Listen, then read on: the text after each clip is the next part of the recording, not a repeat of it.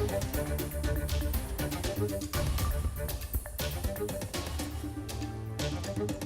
right, 9 o'clock on your Thursday night, February 16th, and thanks for tuning in as we recap what happened in the courtroom today in the Alec Murdaugh double murder trial. The disgraced attorney accused of shooting and killing his wife and son in June of 2021. Now, after we go over what happened today, we're going to be joined by criminal defense attorney Taylor Bell. He's got the latest on the developments in the courtroom. We'll talk about that in a moment. But today in that courtroom, graphic testimony about the murders of Paul and Maggie Murdaugh. This came from Chief Deputy Kenneth Kinsey, who is a crime scene expert with the Orangeburg County Sheriff's Department. He was called to the Murdaugh property last fall to give investigators more information on how and where Maggie and Paul Murdaugh were shot and killed.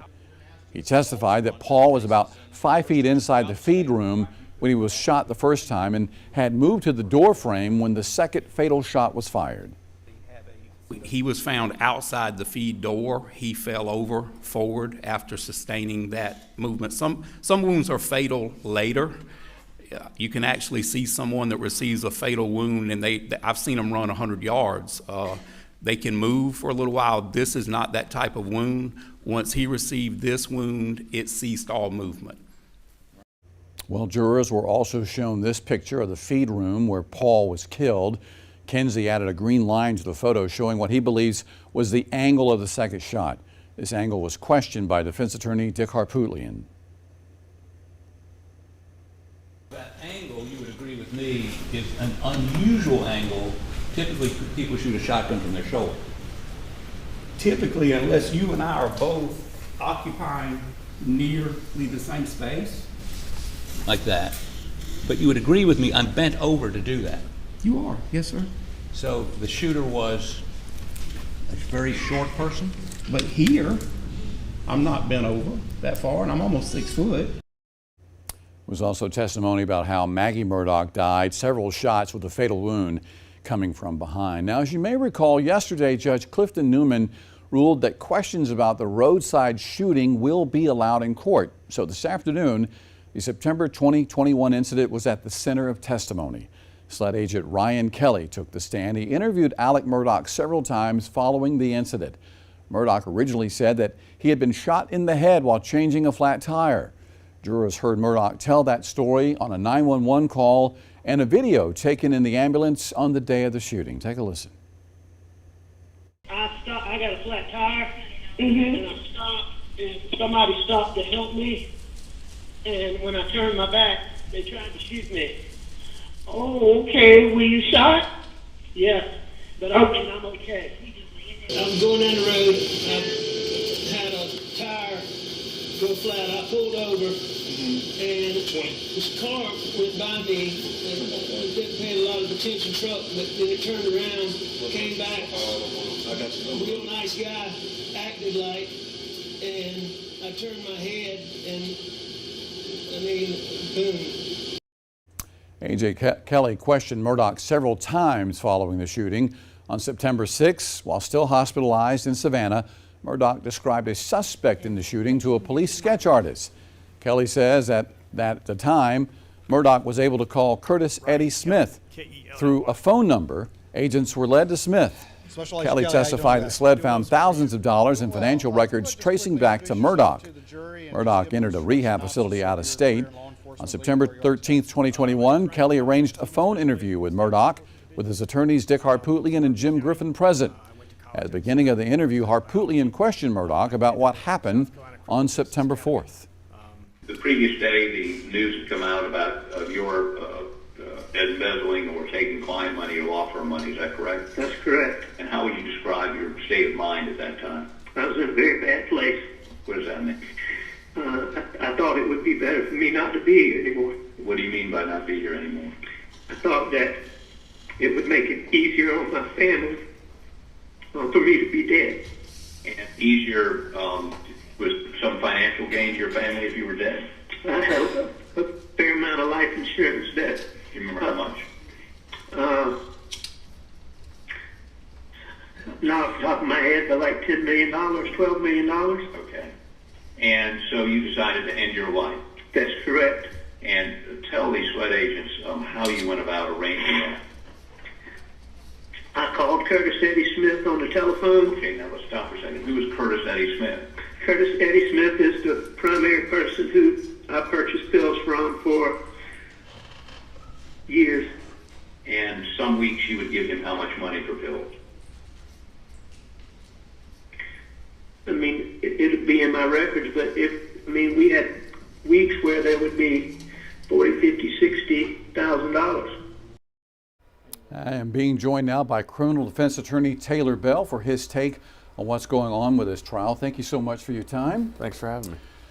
All right, let's talk about what happened in the courtroom today. Mainly the prosecution playing these tapes pertaining to this roadside shooting where you hear Alec Murdaugh with this story that he was shot while changing a tire, only to admit later in a SLED interview that he lied. So the juror sees today Alec Murdaugh discredited, and he's proved to be a liar in court today, correct? That's correct. I wasn't sure that they were going to get into this initially, as Judge Newman originally stated and ruled from the bench that they weren't going to get into this. However, then he changed his mind, saying that the defense had opened the door to this information, and they were able to get into this information. It doesn't bode well for the defense here, having their client, being able to show videos of him telling two different stories. And they get into it without putting Cousin Eddie on the stand. At least he hasn't been on the stand yet. Yeah, I don't think, based on how they're presenting it, that he's going to get on the stand. I don't think that they need him. I think that's too much of a risk at this point. I could be wrong. I've been wrong before, but I just don't think he's gonna. I don't think he's gonna get on the stand based on what we've seen so far today. Let's talk about the expert also testifying about how Paul and Maggie Murdaugh were shot, how their lives ended. The jurors had already heard previous information about the shooting deaths, but today we find out that the fatal shot for Maggie Murdaugh was from behind, which might indicate that she was trying to run away from the scene, correct? It could indicate that. I thought, first, Kenley, I think it was, right. He discussed Paul's being shot, discussed the very first shot being from at a low angle, and a very sharp upward trajectory. I think there was a photo out there of during a break that Alec's attorneys were measuring him to see how tall he was. I'm not sure if that was for optics. I believe it was. I assume they already knew how tall he was. And so that, was part of cross there. And then we moved to the discussion that Waters had with the expert relating to Maggie. And I'm not sure I 100% agree with the drop down and then behind the shot. I'm not sure it all makes sense necessarily, but that's how. But he's the expert. He seemed pretty credible. Kind of sounds like he knows what he's talking about up there based on his credentials. So it is possible that the last shot came to the back of the head. The prosecution had said that they were going to probably rest their case by the middle of the week. That was Wednesday. Wednesday came and went. Then they had testimony today. They said last night to some reporters in the field last night, we're going to wrap tomorrow. They didn't wrap today. So this is going into another day of testimony tomorrow with the state witnesses. If, and I say if, the state rests their case, say early afternoon tomorrow, would the defense begin immediately, or would they want to wait until Tuesday, since there is no court Monday, with it being President's Day?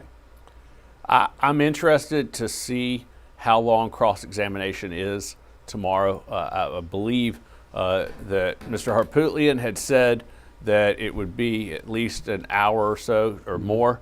And if there's any further additional witnesses after that, I'm interested. I, having been in front of Judge Newman, he expects the lawyers to be prepared. I wouldn't say necessarily if this is the last witness, that he wouldn't expect the defense to go right into it.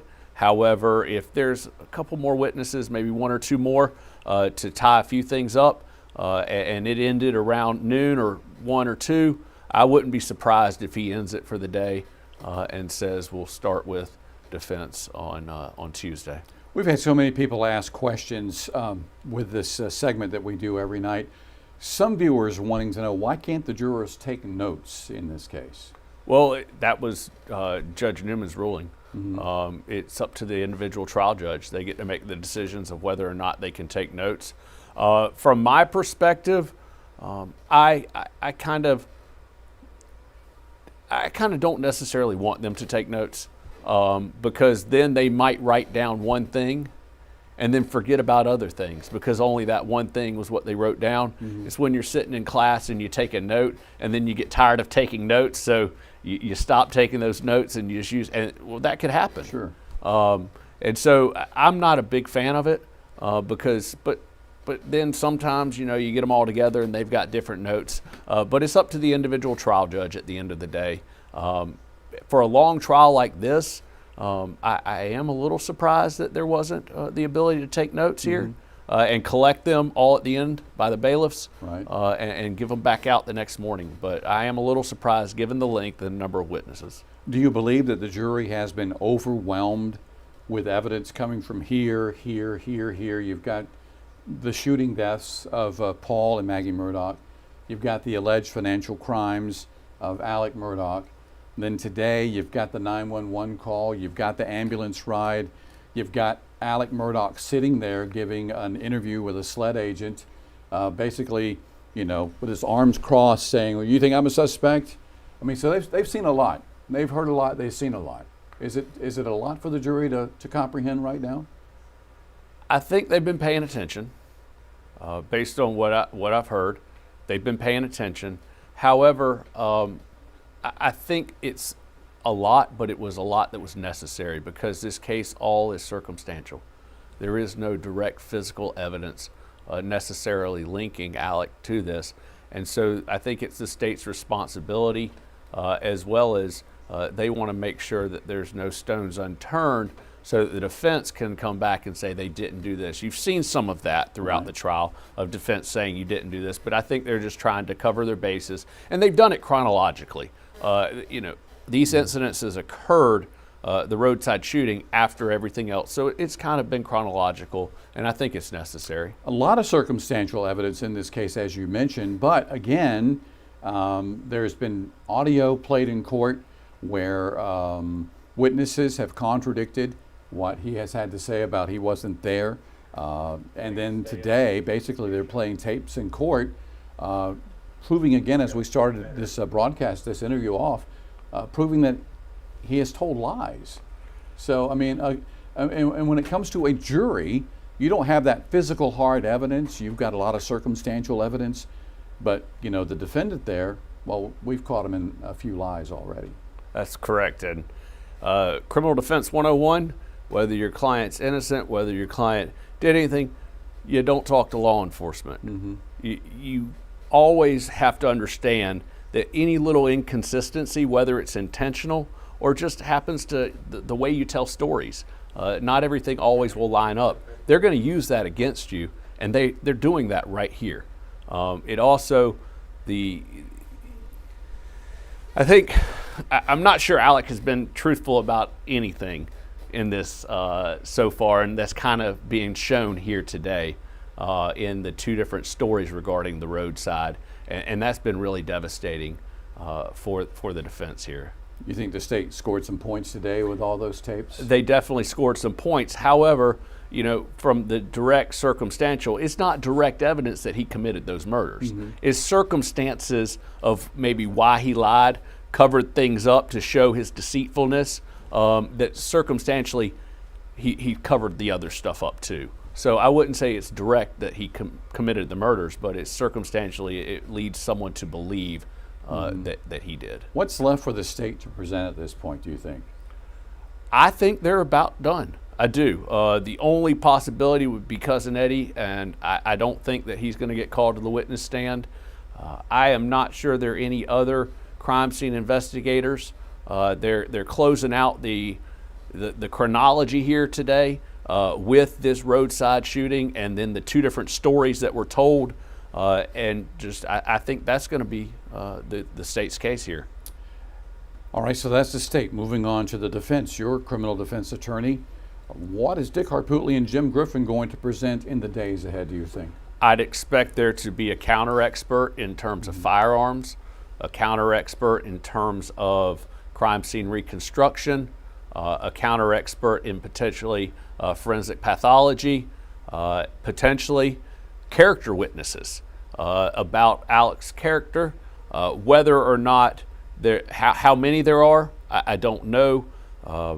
I assume maybe Alec. They may put him on the witness stand, but those what I would be expecting here is some experts to counteract the experts that have been used by the state. Would the defense be taking a big gamble putting Murdaugh on the stand? I mean, he, again, not to hammer it home, but he's been caught in a few lies already. So, would it be a big risk to put him on there? It's always going to be a risk, but I assume from the get-go that the attorneys have started prepping him in the situation that they might have to put him on the witness stand. I always prepare my client in case he has to testify. Most of the time, those cases are self-defense cases, though. This case is not a self-defense case, so you don't have to tell his version of events. However, most juries are going to want to hear from him. He's been sitting there the whole time. They have all these unanswered questions, so they're thinking in their mind, well, these attorneys have mentioned all these other theories. Can't he explain that to us? Right. And if he doesn't, I think it's going to be held against him, even though the judge is going to tell them they can't hold his right to remain silent against him because he's already talked in these videos. Exactly. He has done that indeed. All right. So again, as you mentioned, a lot of circumstantial evidence in this case has been presented. What do you think the biggest circumstantial evidence, so to say, has been presented that's the most damaging when it comes to Murdaugh? I'd still say the videos from the kennel, as well as the different change of clothing in the two different videos. He again maintaining it's not him on there, and I guess he'll get a chance to explain the change of clothes, I suppose. I guess. I mean, maybe the defense attorneys have something up their sleeve. They asked about, did y'all ever go look for these clothes? Right. Maybe they're somewhere. I don't know. I mean, that would be a big ace up somebody's sleeve if they just, here's some clothes. But I doubt it. I doubt that's there. However, I don't know. His attorneys are pretty slick guys. So we're already 3 weeks and a day. Tomorrow will make 3 weeks and 2 days with witness testimony from the state.